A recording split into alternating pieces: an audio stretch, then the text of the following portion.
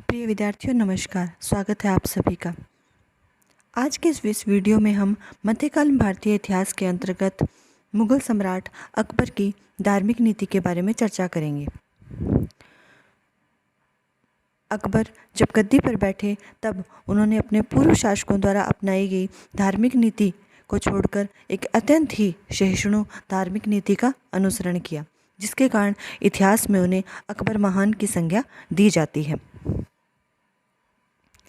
अकबर जब गद्दी पर बैठे तो उन्होंने अपने पूर्व प्रचलित धार्मिक नीति को बदल दिया। इसके अनेक कारण थे। पहला तो अकबर के स्वयं व्यक्तिगत जीवन का भी इस संदर्भ में उस पर प्रभाव पड़ा। अकबर का पिता सुन्नी था और उसकी माता फारिस की शिया थी और उसका जन्म एक हिंदू राजा के यहाँ हुआ था। दूसरा, अकबर का अपने संरक्षक बैरम खां का अकबर पर बहुत प्रभाव था और उसके शिक्षक अब्दुल लतीफ़, जो कि काफ़ी उदार था, उसने भी अकबर को अत्यंत ही प्रभावित किया।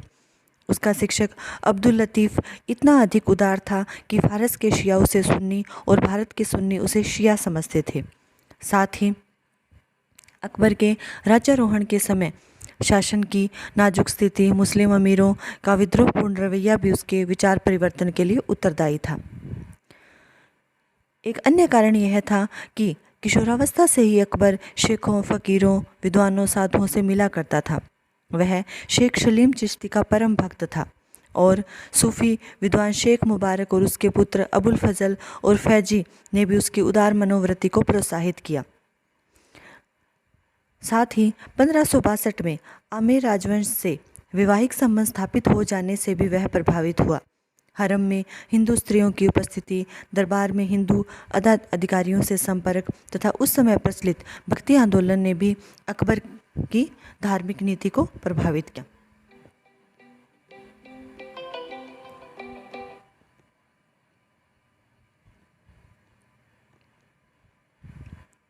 अब हम बात करते हैं अकबर की धार्मिक सहिष्णुता की नीति के अंतर्गत उसके प्रारंभिक कार्यों के बारे में।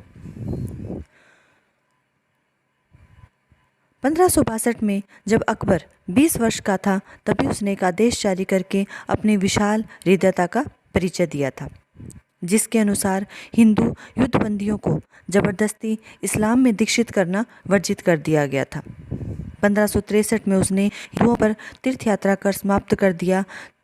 इसके एक वर्ष बाद ही 1564 में उसने एक अत्यंत ही क्रांतिकारी कदम उठाते हुए हिंदुओं पर लगने वाले घृणित जजिया कर को हटा दिया।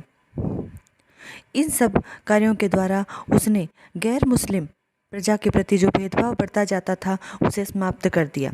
साथ ही उसने टोडरमल, भारमल, भगवंत दास, कुंवर मान सिंह जैसे हिंदुओं को भी उच्च पदों पर नियुक्त करके हिंदुओं के प्रति सहिष्णुता की नीति बनाई।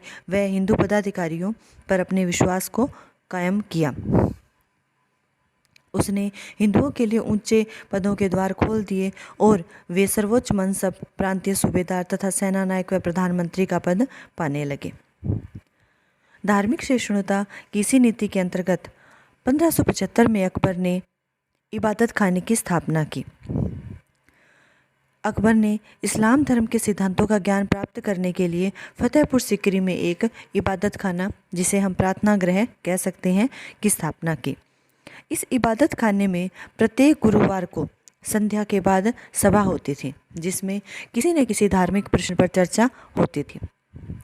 अकबर ने सर्वप्रथम इन बैठकों में केवल सुन्नियों को ही आमंत्रित किया, जिसमें शेख, उलेमा, सैयद, मुस्लिम अमीर भाग लेते थे। अकबर स्वयं इन वाद विवादों में उपस्थित रहता था। इसमें उसने देखा कि इन विद्वानों में न केवल सामान्य धार्मिक समस्याओं पर बल्कि इस्लाम के मौलिक सिद्धांतों तक मतभेद विद्यमान है। उलेमाओं ने परस्पर व्यक्तिगत लांछन लगाने आरंभ कर दिए और इबादत खाने का वातावरण दूषित हो गया। अब अकबर ने इस्लाम के अन्य संप्रदाय, शिया और सूफी विद्वानों को भी आमंत्रित किया। उसका अनुमान था कि संभव है उनका विरोध करने के लिए सुन्नी एक मत हो जाए, किंतु यह भी नहीं हो सका। इसके विपरीत पारस्परिक शास्त्रार्थ अत्यंत निम्न श्रेणी का हो गया। इन सब से अकबर ने यह नतीजा निकाला कि यह मानना कि केवल इस्लाम ही सर्वश्रेष्ठ और सत्य धर्म है उचित नहीं है। अतः उसने 1578 में इबादत खाने के द्वार गैर मुस्लिम विद्वानों और अन्य विचारकों के लिए भी खोल दिए। विद्यार्थियों, अब हम बात करते हैं अकबर द्वारा महज़र की घोषणा की। इस्लाम के विद्वानों में विभिन्न मतभेदों को देखते हुए अकबर ने अब यह ठीक समझा कि इस्लाम की व्याख्या करने का अंतिम अधिकार अपने हाथ में ले ले। अतः 1579 में अकबर ने उलेमाओं के इस्लामी कानूनों की व्याख्या करने के विशेष अधिकार को स्वयं ग्रहण कर लिया। इसके लिए उसने 2 सितंबर 1579 को प्रमुख उलेमाओं द्वारा हस्ताक्षरित एक घोषणा पत्र जारी किया, जिसमें अकबर को शरा या मुस्लिम विधि विद्वानों का मुख्य व्याख्याकार और निर्णायक घोषित किया गया। इस घोषणा पत्र को महज़र कहा जाता है। इस महज़र से उलेमा अपने इस्लामिक विधि के प्रधान व्याख्याकार होने के अधिकार से वंचित हो गए और अब यह अधिकार सम्राट अकबर को प्राप्त हो गया। अकबर ने विभिन्न धर्मों का ज्ञान प्राप्त करने के लिए 1578 में इबादत खाने के द्वार सभी धार्मिक संतों, विद्वानों, विचारकों के लिए खोल दिए। अकबर ने सभी संप्रदायों के विद्वानों को बुलाकर निजी बैठकें आयोजित करना प्रारंभ कर दिया। इसमें उसने हिंदू साधु सन्यासियों, ईसाई पादरियों, जैन आचार्यों और पारसी विद्वानों को बुलाना प्रारंभ किया। अकबर पर हिंदू विद्वानों, पुरुषोत्तम और दैवी पंडित का सबसे अधिक प्रभाव पड़ा। सम्राट ने उनके विचारों और व्यक्तित्व से आकर्षित होकर हिंदू धर्म तथा हिंदू संस्कारों का आदर करना सीखा। पारसी धर्म का ज्ञान प्राप्त करने हेतु नवसारी से अनेक पारसिक विद्वानों को आमंत्रित किया, जिसमें दस्तूर मेहरजी राणा का सम्राट पर बहुत प्रभाव पड़ा और उसने राजमहल में सदा पवित्र अग्नि जलाए रखने का आदेश दिया। वह पारसियों के नौरोज का त्यौहार भी मनाने लगा। इसी प्रकार जैन धर्म के प्रति जिज्ञासा शांत करने हेतु हीर विजय सूरी, विजय सेन सूरी तथा जिनचंद्र सूरी जैसे विद्वानों से उसने संपर्क स्थापित किया। अकबर हीर विजय सूरी से तो इतना प्रभावित हुआ कि उसने उन्हें जगत गुरु की उपाधि दी और उनकी शिक्षाओं से प्रभावित होकर जीव हत्या कम करवा दी।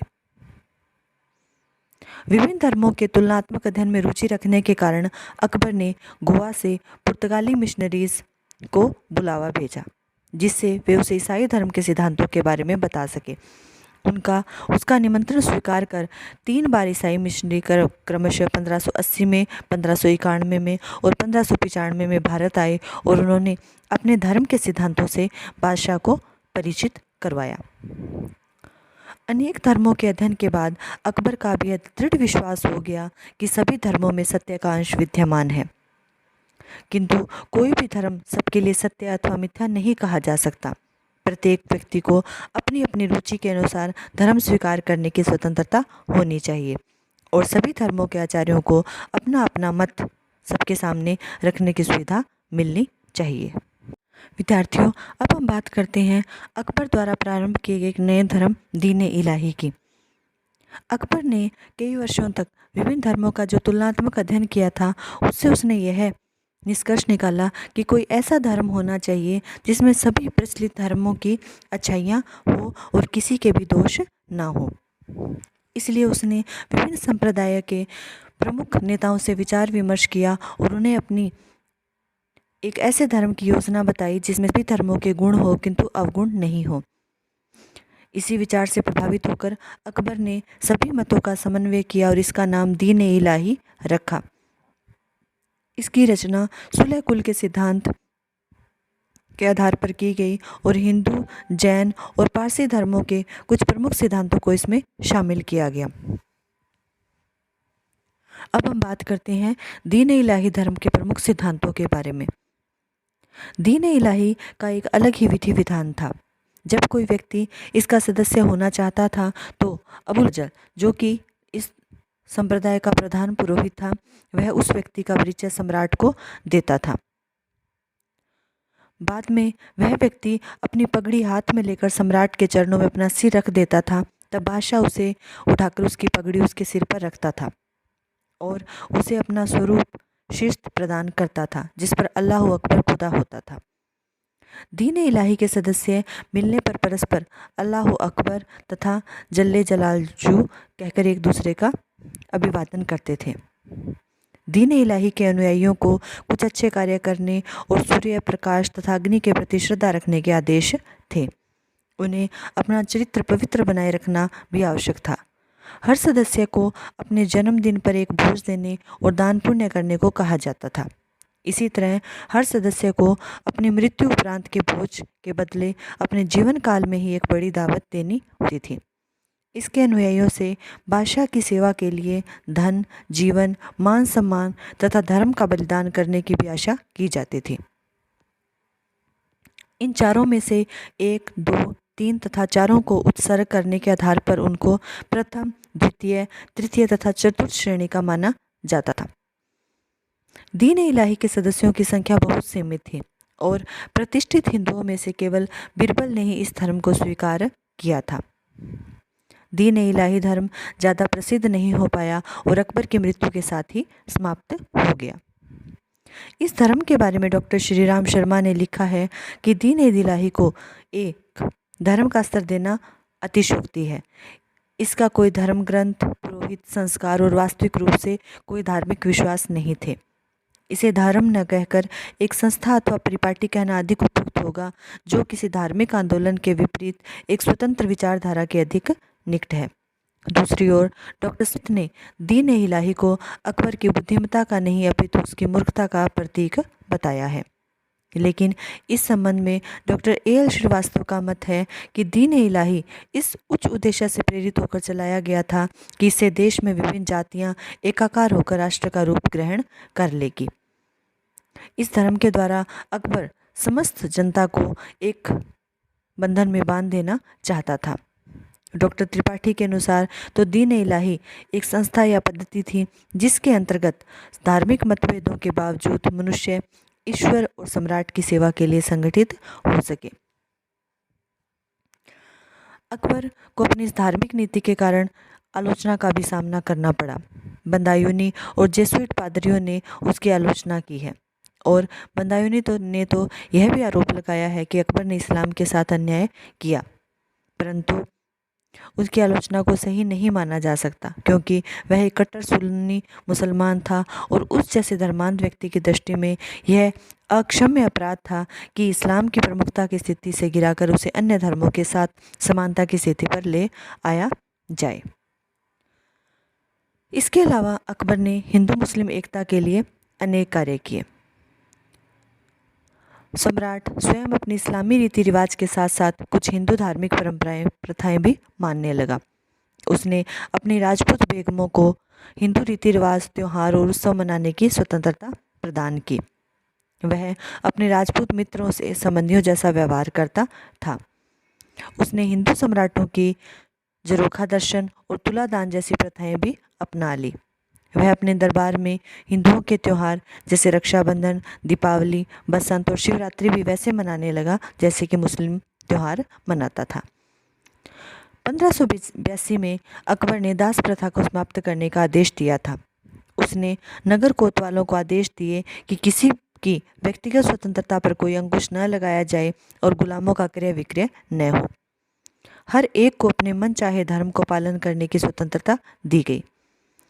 जिस हिंदू को बलात् मुसलमान बनाया गया था उसको फिर अपना धर्म अपना लेने की अनुमति दी गई। अब हिंदू मंदिरों, ईसाइयों के गिरजाघरों और यहूदी उपासना गृहों के निर्माण पर कोई रोक नहीं रही।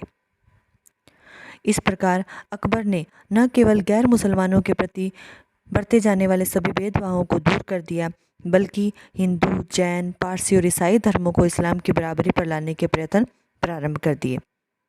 उसने प्रत्येक धर्म को अपना अपना प्रचार करने, दूसरों को अपने धर्म में दीक्षित करने, अपने विद्यालय और उपासना गृहों का निर्माण करने तथा सार्वजनिक रूप से अपने त्योहार, उत्सव मनाने आदि की स्वतंत्रता प्रदान की। उसने सब धर्मों के लोगों को राजकीय सेवाओं में स्थान दिया। उसने साल में कई दिन पशु पक्षियों के वध पर प्रतिबंध लगा दिया और गोवध तो एकदम ही बंद करवा दिया। उसने हिंदुओं के जीवन आदर्शों से प्रभावित होकर रामायण, महाभारत और अन्य हिंदू धर्म ग्रंथों का फारसी में अनुवाद करवाया और अपने अमीरों तथा अधिकारियों को उन्हें पढ़ने तथा उनके आदर्शों को अपनाने के लिए कहा। इस प्रकार अकबर की धार्मिक नीति समानता और न्याय की तथा विभिन्न धर्मों में अच्छी बातों को संरक्षण देने की थी। अकबर पर लगे इस आक्षेप को कि उसकी धार्मिक नीति राजनीतिक मंतव्यों से प्रेरित थी स्वीकार नहीं किया जा सकता। यह हो सकता है कि उसके शासन के प्रारंभिक वर्षों में ऐसा ही रहा हो जब वह अपने साम्राज्य के प्रसार में और उसे दृढ़ करने में लगा हो, लेकिन जब उसने इस लक्ष्य को प्राप्त कर लिया तो वह अपनी इस सर्वसहनशीलता की नीति को पूर्ण रूप से कार्यान्वित करने में जुट गया। अगर इसमें अकबर के उद्देश्य कूटनीति होते तो बाद में इस नीति को छोड़ देने अथवा हट जाने से उसे कोई नहीं रोक सकता था, परंतु हम देखते हैं कि उसके पूरे शासनकाल में उसकी धार्मिक उदारता और सहनशीलता की नीति बनी रही। फिर भी यह भी मानना पड़ेगा कि अकबर की इस नीति का सब क्षेत्रों में समान स्वागत नहीं किया गया। जहां हिंदू, जैन, पारसी उसकी नीति से संतुष्ट हुए, वहीं पारस, ईसाई, पादरी व कट्टर मुसलमान इससे असंतुष्ट हुए। इन वर्गों ने निराश होने पर अकबर को इस्लाम को हानि पहुंचाने वाला कहा, परंतु कुल मिलाकर हम यही कहेंगे, अकबर की धार्मिक सहिष्णुता की नीति ने सभी धर्मों को एक स्तर प्रदान किया और सभी धर्मों को अपनी धार्मिक स्वतंत्रता प्रदान की, जिसके कारण उसके काल में एक धार्मिक सौहार्द और सहिष्णुता और प्रेम का वातावरण बन सका। तो विद्यार्थियों, आज की इस वीडियो में हमने अकबर की धार्मिक नीति के बारे में चर्चा की। उम्मीद करती हूँ कि इससे आपको इस अध्याय को समझने में सहायता मिलेगी। धन्यवाद।